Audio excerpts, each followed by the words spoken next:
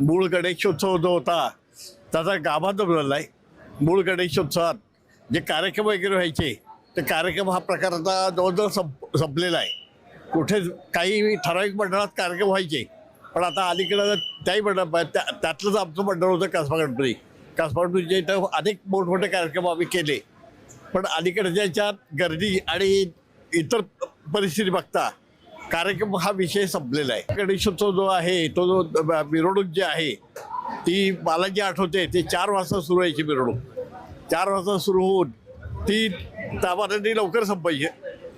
आणि त्याचप्रमाणे या मिरवणुकीचं वैशिष्ट्य त्यावेळेला होतं की फार काही असे वाद्य वगैरे नसायचे त्या ह्याच्यात.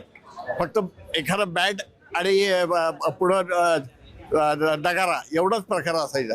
पण नंतर आताच्या या स्वरूपात जास्तीत जास्त पथकं यायला लागली आणि त्या पथकाची सुरुवात मला जी आठवते ती दानप्रबोधिनीपासून आठवते.